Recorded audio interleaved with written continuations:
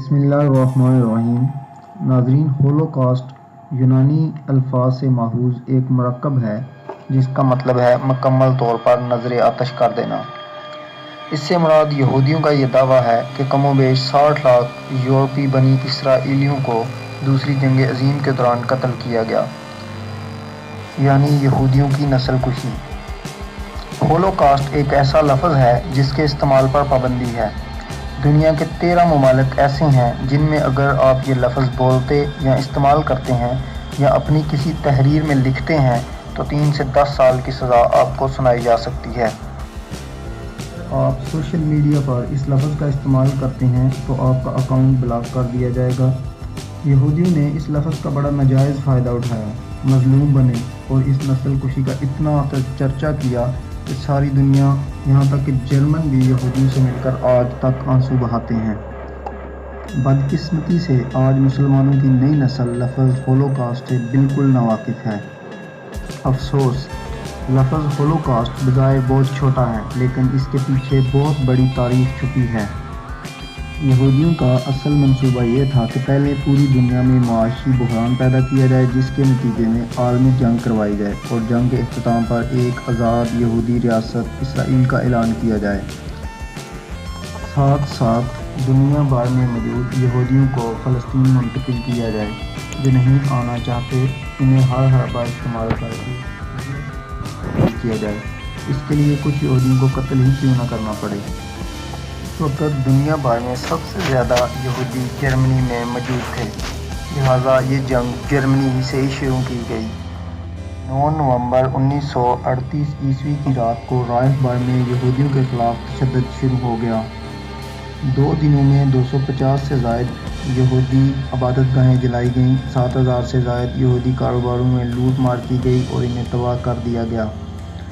درجنوں یہودیوں کو مار دیا گیا اور یہودی قبرستانوں، ہسپتالوں، اسکولوں اور گھروں کو لوٹا گیا، جبکہ پولیس اور فائر بریگیڈ کی گاڑیاں دیکھتی ہی رہیں۔ سڑکوں پر بکھرے ہوئے دکانوں کی کھڑکیوں کے شیشوں اور کرچیوں کی وجہ سے ان پروگراموں کو کرسٹل ناٹ یعنی ٹوٹے ہوئے شیشوں کی رات کہا جانے لگا۔ ہٹلر، جسے یہودیوں کا قاتل کہا جاتا ہے، وہ کوئی عظیم ہیرو نہیں تھا، بلکہ وہ بھی قاتل، سفاک اور ظالم صفت انسان تھا۔ ہٹلر کی نازی پارٹی کے یہودیوں سے خفیہ یارانے تھے۔ آپ سوچ رہے ہوں گے کہ اگر ہٹلر یہودیوں سے ملا ہوا تھا تو اس نے لاکھوں یہودیوں کو کیوں قتل کیا؟ جناب، یہی تو مسئلہ ہے۔ یہودیوں نے معلومات کو اتنا گڈ مڈ کروا دیا ہے کہ کوئی انسان بھی اپنی سوچ کو کسی ایک زاویے میں رکھ ہی نہیں سکتا۔ انسان سوچتا رہتا ہے اور آخرکار خاموش ہو جاتا ہے اور کوئی سراغ نہیں ملتا۔ آخر اس سب کے پیچھے کون تھا؟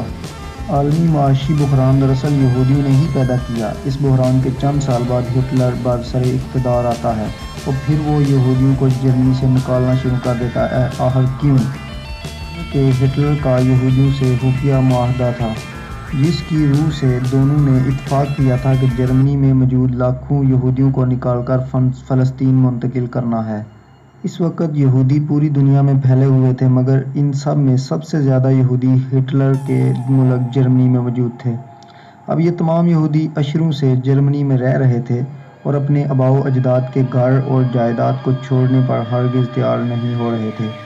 دوسری طرف یہودیوں کو معلوم تھا کہ جب تک یہ سب یہودی فلسطین منتقل نہیں کیے جاتے ہم الگ ملک اسرائیل کا اعلان نہیں کر سکتے۔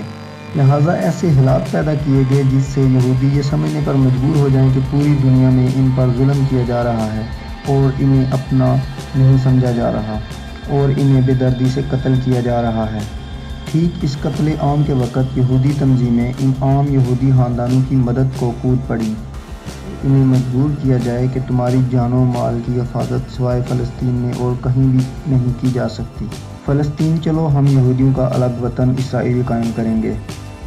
ہٹلر نے یہودیوں کو پکڑ پکڑ کر نکالنے کا کام کیا۔ جو نکلنے پر آمادہ نہ ہوتے انہیں ہٹلر کی فوجیں پکڑ کر سرے عام گولیوں سے بھون دیتی۔ ہٹلر سے مدد لینے کے بعد یہودیوں نے اسی ہٹلر کو ہولوکاسٹ کے نام سے بدنام بھی کیا۔ یاد رکھیں، ہٹلر کا مقصد یہودیوں کی نسل کشی نہیں بلکہ انہیں جرمنی سے نکالنا تھا۔ بقول ہٹلر، ہماری جدوجہد اس وقت تک جاری رہے گی جب تک آخری یہودی جرمنی سے نکل نہ جائے۔ اگر ہٹلر یہودیوں کی نسل کشی کرتا تو یہودیوں کے امراء کو کیوں چھوڑ دیتا؟ تاریخ گواہ ہے کہ ہٹلر نے امیر یہودیوں کو مال مسروقہ لے کر چھوڑ دیا اور عام یہودیوں کو نکلنے پر مجبور کیا، اور جو نہ نکلتا اسے قتل کر دیا جاتا۔ یہودیوں کے بقول ہٹلر نے 60 لاکھ سے زائد یہودیوں کو قتل کیا، جبکہ بقول ہٹلر ہولوکاسٹ محض جھوٹ اور یہودیوں کی تخلیق کردہ فرضی کہانی ہے، جس کی بنیاد پر یہودی دنیا بھر میں خود کو مظلوم بنا کر پیش کرتے ہیں، جبکہ حقیقت میں جرمنی میں عام یہودیوں کی نسل کشی کروانے کے پیچھے بھی انہیں یہودیوں کا اپنا ہاتھ تھا۔ ناظرین، ہولوکاسٹ ایک فرضی کہانی تھی جسے گڑھنے والے یہودی تھے۔ یہ کہانی سنا کر یہودی پوری دنیا میں روتے رہے کہ ہمارے ساتھ اتنا بڑا ظلم ہوا۔ قتل عام چند ہزار یا لاکھ کا ہوا، مگر یہودی کہتے رہے کہ ہٹلر نے 60 لاکھ سے اوپر یہودیوں کا قتل عام کیا تھا۔ دنیا بھر کے مورخین حیران ہیں کہ اس وقت تو پورے جرمنی میں 60 لاکھ یہودی ہی نہیں تھے تو اتنے قتل کیسے ہو گئے؟ پروفیسر رابرٹ فروسین صاحب ایک مانے ہوئے عالمی تاریخ دان تھے۔ انہوں نے اپنی کتاب لکھی جس میں یہودیوں کے مفروضے ہولوکاسٹ کا پوسٹ مارٹم کر دیا، ایسے حقائق پیش کیے کہ جسے کوئی انکار ہی نہیں کر سکا۔ پروفیسر صاحب کے بقول یہ سب یہودیوں کا مفروضہ اور جھوٹی کہانی ہے جو جان بوجھ کر گڑھی گئی۔ آج اگر آپ ہولوکاسٹ کو جھوٹ کہیں تو یہودیوں کے تن بدن میں آگ لگ جاتی ہے۔ وہ یہ سننا بھی گوارا نہیں کرتے کہ کوئی ہولوکاسٹ کو جھوٹ کہے۔ یہودی ان تحقیقات کو روکنا چاہتے ہیں۔ ہولوکاسٹ پر بات کرو تو روتے ہیں کہ ہماری توہین کی جا رہی ہے، جبکہ یہ حرامزادے ابلیس کے چیلے ہمارے نبی اکرم صلی اللہ علیہ وآلہ وسلم کی شان میں گستاخی کرنے کو آزادی اظہار رائے کا نام دیتے ہیں۔ رسول اکرم صلی اللہ علیہ وسلم نے فرمایا، قیامت اس وقت تک قائم نہیں ہوگی جب تک مسلمان یہودیوں سے فیصلہ کن جنگ نہ لڑ لیں۔